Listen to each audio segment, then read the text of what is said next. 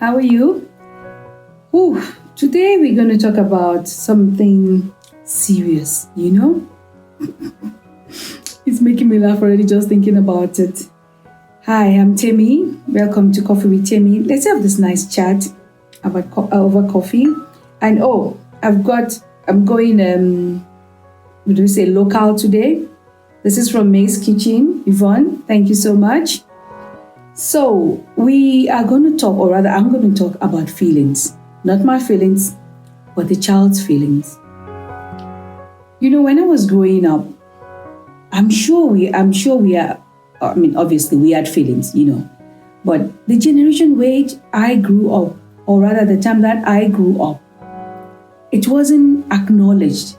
Yeah, maybe when you were really crying and you were hurt about, physically hurt, yes, somebody will say, oh, sorry, Bele, something like that. But when we're talking about emotional feelings, I don't think any thought was put into it. And so for me now, as an older mom, I have to navigate the sea, because it is a sea. There's so many things that can bring this, you hurt my feelings. I have to navigate the sea of feelings. And I don't want to sound insensitive or not wanting to understand my child, but it's just, let's just start. When I was growing up, and you older moms, you know what I'm talking about. When we were growing up, moms especially, not dads, funny enough, dads, I don't remember this with dads, but my mom had eye signals, and you had to know what it meant. When it was like, it means go, go.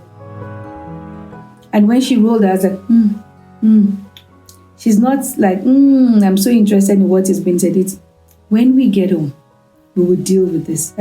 It's not over. When we get home, we'll talk about this, And the stare that you get, like when she's talking to someone, it's none of your business.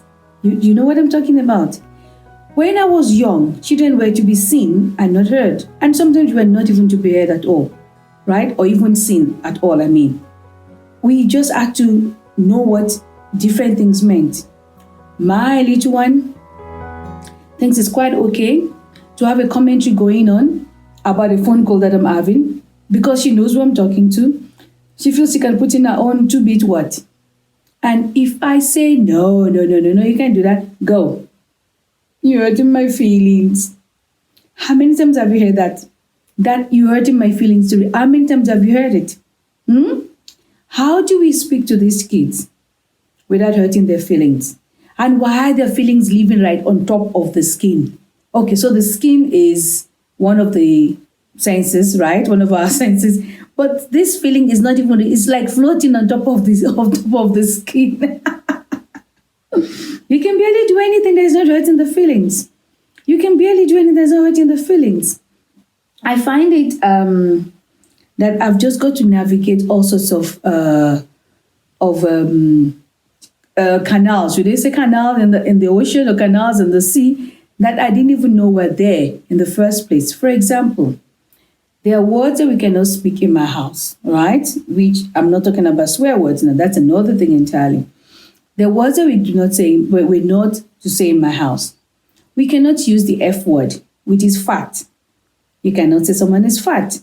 Oh, that's being mean. You cannot use the word skinny, because it's actually any kind of body shaming you cannot do.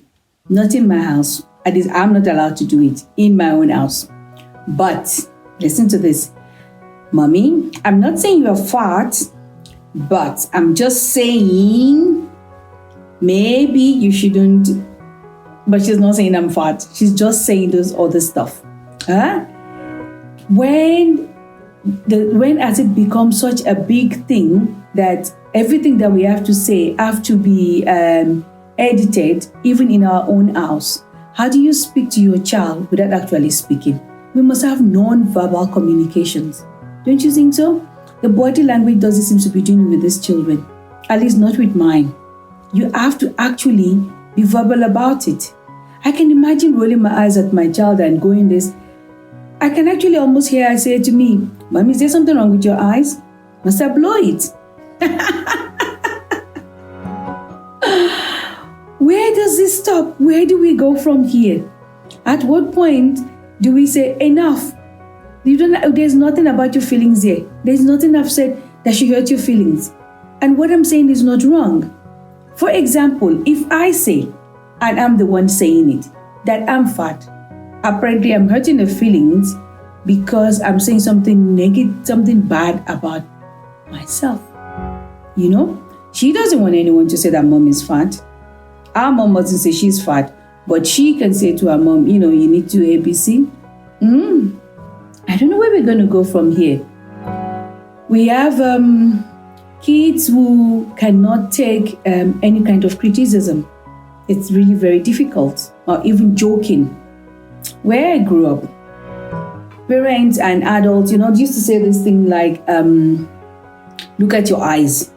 Your eyes are like your mom's, or your head is like, but they're joking. Usually when they're saying it, they'll say, at least in my environment, they're not saying it in annoyance. They're actually joking with you. But my child doesn't get it. I can't even say that she's got eyes like mine. It's got to be our own eyes. I'm struggling. I cannot lie. I'm struggling, I'm struggling on the things I cannot say and the things I must say in a certain way. And when it's even appropriate to say it. Oh, that's our new big word now. Appropriate. This is not appropriate, and that is not appropriate. I don't think I had that vocabulary, that word in my vocabulary at the age that she is now. But help me out. How are you dealing with these feelings? Sea of feelings is where we are now. How are you dealing with it?